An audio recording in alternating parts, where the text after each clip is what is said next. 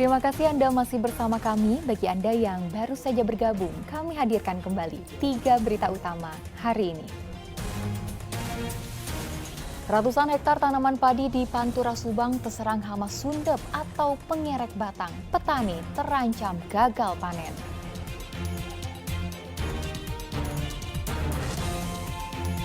Polisi melakukan autopsi terhadap jasad Siti Fatimah, salah satu korban pembunuhan berantai oleh Wawon CS. Petugas Satreskrim Polres Indramayu membongkar praktik prostitusi online yang mempekerjakan anak di bawah umur.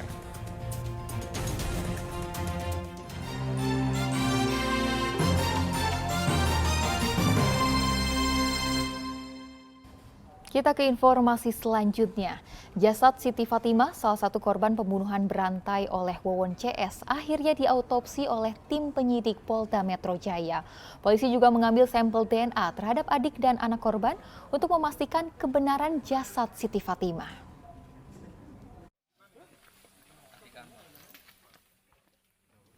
Tim penyidik dari Polda Metro Jaya akhirnya melakukan ekshumasi atau pembongkaran makam Siti Fatimah Selasa lalu.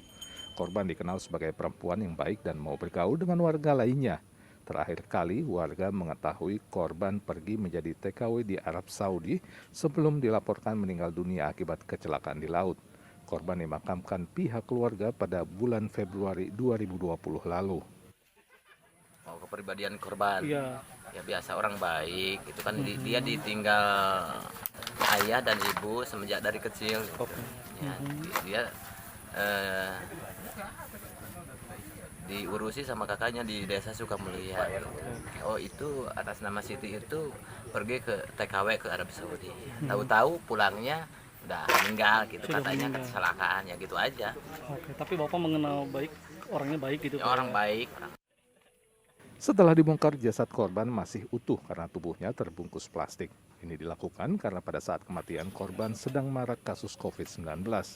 Polisi kemudian memasukkan korban ke kantong jenazah untuk diautopsi di RS Polri, Jakarta. Pembongkaran makam ini kami perlukan untuk mengecek jenazah, terutama penyebab kematian, dan memastikan jenazah yang ada di makam tersebut adalah korban atas nama Siti Fatimah. Jenazah akan kami bawa ke Jakarta untuk dilaksanakan otopsi oleh tim kedokteran forensik Rumah Sakit Polri, RSCM dan UI. Jasad itu masih terbungkus rapi menggunakan plastik karena pada saat itu korban meninggal pada saat ramainya pandemi COVID-19. Jadi masih utuh. Kami belum buka di sini, nanti akan dibuka di Rumah Sakit Polri. Korban masih 9 dan kami pun masih mencari TKW yang lain yang masih belum ditemukan, dan alhamdulillah ada beberapa yang sudah kami temukan dan sedang perjalanan menuju Jakarta untuk dilakukan pemeriksaan. Selain melakukan otopsi kepada jasad Siti Fatimah, polisi juga melakukan tes DNA kepada anak dan adik korban untuk memastikan korban benar-benar adalah Siti Fatimah. Pengambilan sampel DNA terhadap adik dan anak korban dilakukan di Polsek Pakenjeng, Kabupaten Garut oleh tim forensik Polda Metro Jaya. Eko Setiabudi melaporkan dari Kabupaten Garut. Polisi memeriksa Kepala Samsat Kota Sukabumi terkait kasus penipuan seorang satpam di Kantor Pusat Pengelolaan Pendapatan Daerah Wilayah atau Samsat. Sang satpam belum jadi tersangka. Kepala Pusat Pengelolaan Pendapatan Daerah Wilayah atau P3DW atau Samsat Kota Sukabumi Iwan Juanda memenuhi panggilan Polres Sukabumi Kota. Pemeriksaan dilakukan terkait penipuan yang dilakukan oknum satpam yang bertugas sebagai bawahannya. Meski sudah ada korban yang melapor, kasus ini belum naik ke penyidikan. Sang satpam belum menjadi tersangka dan polisi pun enggan menyebutkan keberadaannya. Sejumlah saksi dan korban sudah dimintai keterangan.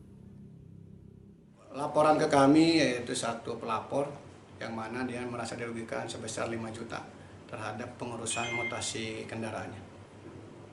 Kabarnya Kepala P3DW diperiksa. Sudah kami minta keterangan. Berarti pelaku juga sampai saat ini masih dalam penjara. Kami masih dalam penyelidikan. Perkara ini masih dalam penyelidikan dan belum naik ke penyidikan. Kemungkinan ada korban lainnya? Kemungkinan kita masih selidiki, kemungkinan pasti ada korban lain. Ada dugaan keterlibatan orang dalam, Dok? Kita belum bisa memastikan, namun kami masih dalam penyelidikan terhadap kasus ini. Menurut polisi, oknum satpam berinisial RE menjanjikan bisa mengurus dan mempermudah pemilik kendaraan bermotor yang ingin membayar pajak di kantor Samsat Kota Sukabumi tanpa harus antre atau menunggu. Namun, uang yang diberikan para korban malah digunakan untuk kepentingan pribadi. Sejauh ini, jumlah korban yang diduga telah tertipu mencapai 50 orang dengan total dana yang diselewengkan mencapai 100 juta rupiah. Asep Didi melaporkan dari Kota Sukabumi. Dua perampok sadis yang membacok pasangan suami istri dibekuk petugas patroli gabungan Polsek Pabuaran, Polresta Cirebon pada Selasa siang. Pelaku diamankan petugas saat kabur usai dipergoki oleh kedua korban. Singgi Felani dan Juhana diamankan petugas patroli gabungan Polsek Pabuaran pada Senin dini hari lalu. Pelaku perampokan sadis ini tak sempat menikmati hasil kejahatannya lantaran diringkus saat hendak kabur beberapa saat setelah merampok rumah milik Taufik di desa Jatisaeng, Kecamatan Pabuaran. Sebelum ditangkap, pelaku sempat membacok dan menusuk Taufik dan istrinya yang memergoki kedua pelaku. Petugas juga menyita sejumlah barang bukti, diantaranya sepeda motor, 3 bilah pisau dapur, dan telepon genggam hasil curian. Petugas juga mengamankan sebilah samurai yang digunakan korban untuk melawan tersangka. Dalam aksinya, pelaku masuk ke dalam rumah korban yang tak lain masih merupakan saudara tirinya dengan menggunakan sebuah kursi. Pelaku kemudian menggeledah seisi rumah. Namun, baru mengambil telepon genggam, pelaku dipergoki korban sehingga korban ditusuk pisau. Pada saat awal yang dianiaya, karena yang terbangun adalah saudara I selaku istri ataupun juga korban perempuan. Karena kemudian ditusuk dan kemudian berteriak, terbangunlah saudara O selaku sang suami dan kemudian juga diserang dengan tusukan, sehingga atas peristiwa dimaksud sang suami mengambil samurai ini dan melakukan perlawanan, namun kemudian kedua pelaku kabur dan berhasil diamankan pada saat itu juga atau sesaat setelah peristiwa itu oleh petugas patroli gabungan Polsek Pabuaran. Yang sempat diambil apa aja itu, Dan? 1 buah handphone ini sudah sempat diambil oleh pelaku dan ini kita amankan. Saat ini kedua korban masih menjalani perawatan di Rumah Sakit Walet. Sementara, pelaku ditahan di Rutan Mapolresta Cirebon. Para pelaku terancam pasal 365 KUHP tentang pencurian dengan kekerasan dengan ancaman hukuman 9 tahun penjara. Maruli Habibi melaporkan dari Kota Cirebon. Pergoki pencuri di dalam rumahnya, seorang nenek berusia 90 tahun sempat disandra dan dilukai oleh tersangka. Meski tersangka berhasil ditangkap warga sekitar, namun korban mengalami luka di bagian tangan dan juga wajah.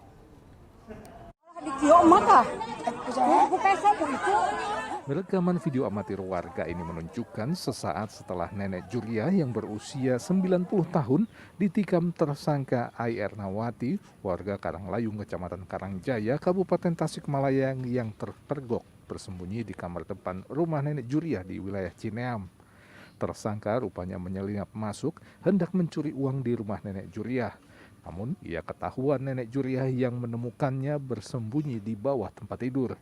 Nenek Juria pun berteriak meminta tolong tetangga yang segera berdatangan. Merasa terdesak, tersangka Ernawati tiba-tiba meraih sebilah pisau dapur, lalu menyandra dan melukai tangan nenek Juria. Datang itu teh manehna teh kalau itu ngintip bade ka dapur selami tahu di dapur mata di dapur nyeret ieu jadi kitu tah katingali di kitu na pesona tah bade ieu tah kana ieu mata tolong panjukkeun peso tah itu ngagarajang. Ieu teh. Menurut keluarga korban, tersangka sebelumnya juga pernah mencuri uang di rumah sang nenek. Di hari Kamisnya dia pernah ngambil uang 1.600.000. Kan di luar banyak warga ya, kan dia ditanya ngelak terus sama warga bilangin mau dilaporin ke kantor polisi. Mulainya dari situ, baru dia melakukan penyanderaan bawa senjata tajam, pisau kecil. Akibat ditikam, tangan kiri nenek Juriah yang sehari-hari bekerja sebagai pemijat bayi itu menderita luka robek sepanjang 11 jahitan. Sedangkan tersangka mencuri berulang kali karena desakan ekonomi.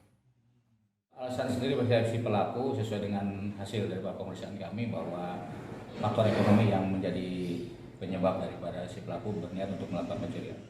Akibat perbuatannya, tersangka dijerat pasal 363 junto pasal 53 KUHP tentang pencurian dan percobaan pencurian dengan ancaman hukuman 7 tahun penjara.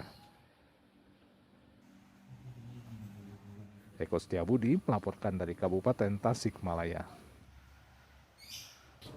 Aparat Koramil bersama Polsek Jatinangor Sumedang mengungkap penjualan pil koplo dengan kedok sebagai warung.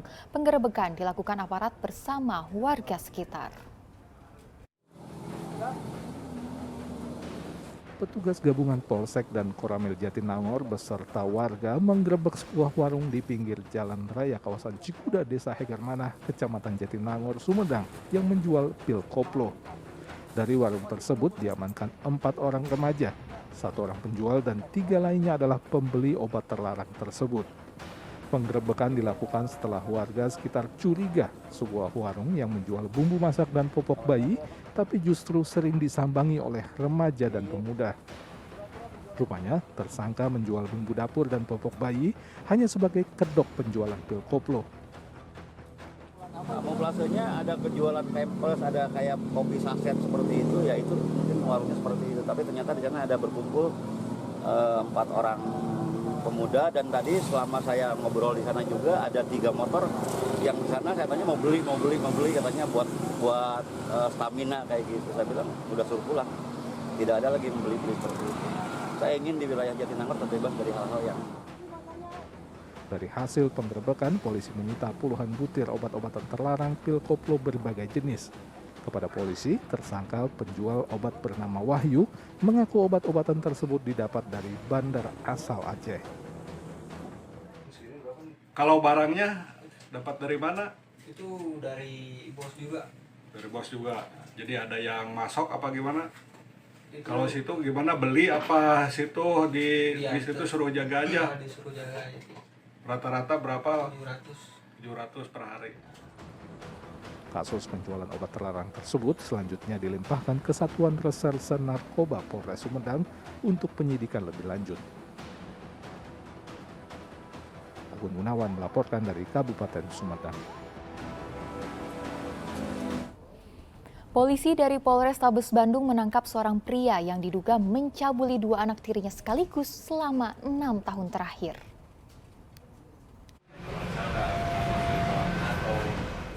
MRA, seorang pria berusia 30 tahun, harus berurusan dengan petugas Satuan Reserse Kriminal Polrestabes Bandung karena diduga melakukan pencabulan terhadap kedua putri tirinya yang berusia 16 dan 13 tahun sejak 6 tahun terakhir. Penangkapan pelaku yang berprofesi sebagai pengemudi ojek pangkalan tersebut berawal saat salah satu korban melaporkan pencabulan yang kerap dilakukan ayah tirinya itu kepada ibu kandungnya. Istri pelaku kemudian melaporkan peristiwa tersebut kepada polisi. Menurut polisi, selain memaksa dan mengancam kedua korban untuk melakukan hubungan suami istri, tersangka juga kerap memaksa kedua korban melakukan hubungan suami istri secara bersama-sama. Semua korban tuh dalam tekanan dari tersangka ada? Iya, jadi akan diancam, akan dilakukan tindakan kekerasan, ancaman kekerasan terhadap kedua korban apabila tidak mengikuti keinginan tersangka. Si ayah tiri mengaku nekat mencabuli kedua putri tirinya sebagai pelampiasan kekesalan karena beberapa kali menangkap basah istrinya berselingkuh dengan pria lain. Tersangka akan dijerat dengan pasal tentang perlindungan anak dengan ancaman hukuman maksimal 15 tahun penjara serta denda sebesar 5 miliar rupiah. Muhammad Rizal melaporkan dari Kota Bandung. Petugas Satreskrim Polres Indramayu membongkar praktik prostitusi daring dengan mempekerjakan anak di bawah umur.